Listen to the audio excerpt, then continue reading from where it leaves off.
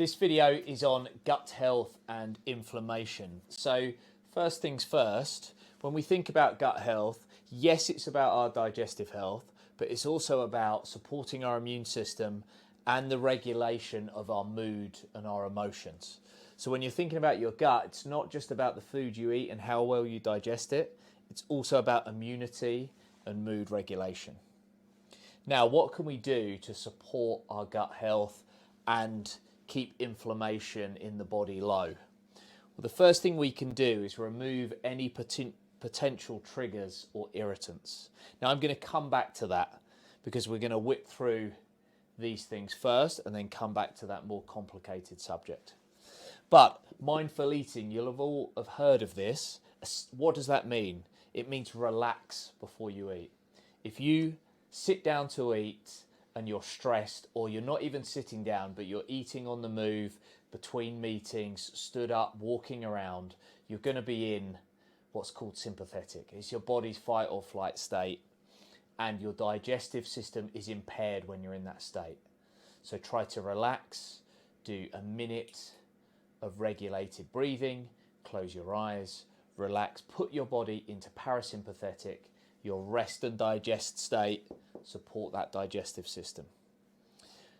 Into this, as well as relaxation, is look at the food, smell the food before you start to eat, because that's going to trigger a cascade of processes that start stomach acid production. So by the time the food hits your stomach, you're already primed to start digesting it properly. Don't just shovel it down immediately. Thirdly, chew thoroughly. Again, for that same reason, to prepare the stomach for digestion, but also what's happening in our mouth is the start of the digestive process. We can digest some simple sugars in the mouth, and we want to reduce through mechanical digestion, i.e. chewing, breaking down your food, the job that our stomach and gut needs to do further down the line. Next, we're going to think about 4 to 5 hours between food. So if you're somebody that snacks all day, is always grazing, you're not doing yourself any favours when it comes to digestive health. So you're trying to spend time in that parasympathetic state, rest and digest, between your meals, 4 to 5 hours. Similarly, overnight, we want a fast. This is all food, solid or liquid. No food for 12 hours overnight minimum. That's to give your body the chance to digest and assimilate the nutrients from your food. And try to include pre and probiotic foods into your diet. We could do a whole video on pre and probiotics, so I'm going to let you go and do your own research there, but it may be that supplements are necessary to get adequate levels of pre and probiotics in your diet. Right, back to the big one. The first thing we talked about, remove triggers and irritants from your diet. So what are common gut irritants? Things like alcohol, sugar, caffeine, processed foods, and now we're entering a slight grey area where some of these things affect us all, but to greater or lesser extents. So gluten in wheat and dairy as well. You would know if you had a casein allergy, that's an allergy to the protein in milk. You may not know if you are lactose intolerant. So this is a grey area. Other things that are more person specific are things like FODMAPs, which are fermentable starches, which the bacteria in your gut feed on and cause things like bloating, digestive discomfort.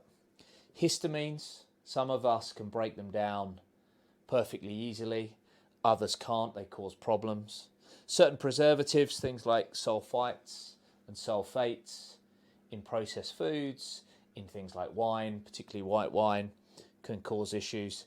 And chili and spices, of course, we'll have all experienced that at some point in our lives, but again, that's individual. Some of us can tolerate a great deal, some of us very little. So let's look at what's going on with gut health and inflammation when we consume these triggers.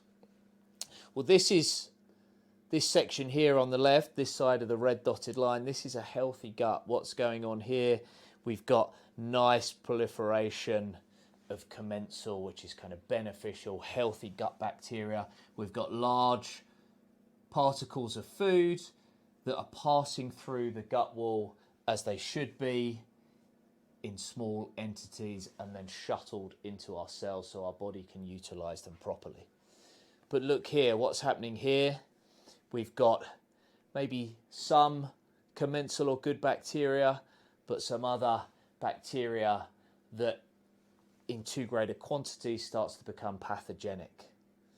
When we consume alcohol and when we consume gluten, what happens is the junctions in our gut wall start to open up, and then particles of food that haven't been broken down to their smallest possible unit are now entering our bloodstream. And when that happens, we get an immune reaction because our body is attacking a foreign body in our blood that shouldn't be there. So large particles of food shouldn't be in your blood. Your immune system reacts to defend you. But when we get an immune reaction, we get more inflammation.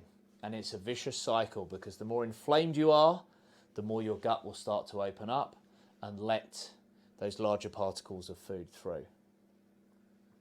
And then finally over here, when our gut bacteria has degraded to a point where we've got very little commensal or healthy bacteria and we're feeding lots of sugar to this potentially pathogenic bad bacteria, then our body actually, or rather not our body, but our body in relationship with that gut bacteria starts to work against us.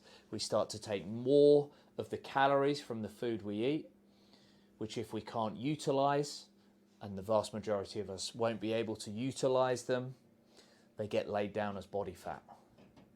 So the state of your gut bacteria, as well as dictating your gut health, your inflammation, is also dictating how much of the calorific value in the food that you eat is stored as body fat or utilized as energy.